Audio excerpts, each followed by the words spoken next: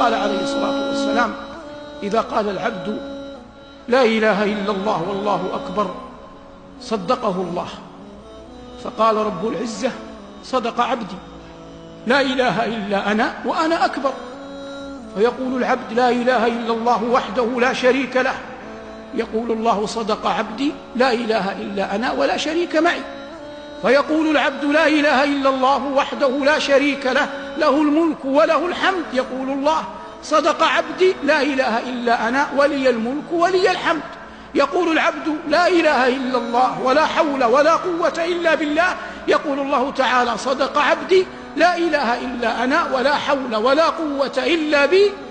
قال عليه الصلاة والسلام: من قالها في مرضه ثم مات لم تطعمه النار. من قالها في مرضه ثم مات لم تطعمه النار.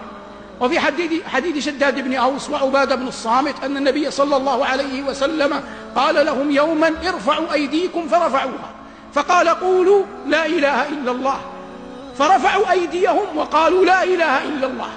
فقال صلى الله عليه وسلم: الحمد لله، اللهم بعثتني بهذه الكلمة ووعدتني عليها الجنة وإنك لا تخلف الميعاد.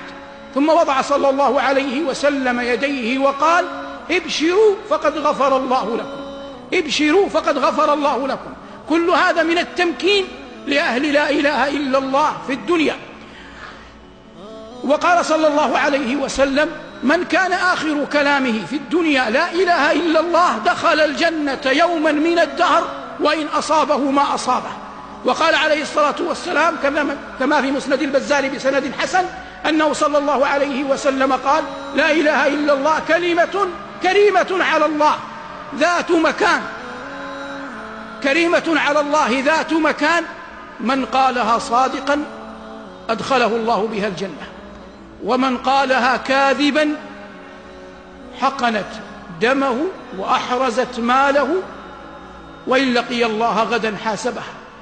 فحتى من يقولها كذبا تحرز ماله وتحقن دمه، وإن كان لا يعد مؤمنا.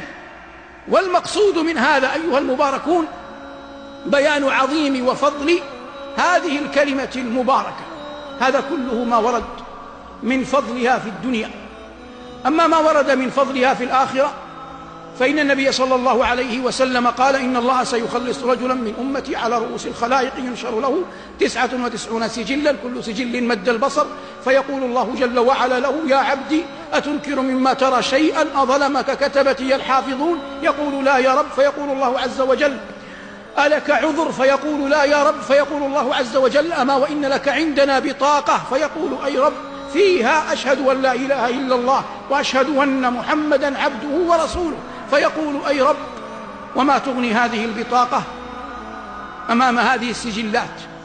فتوضع السجلات في كفة ولا إله إلا الله في كفة، فتثقل البطاقة وتطيش السجلات ولا يثقل مع اسم الله شيء.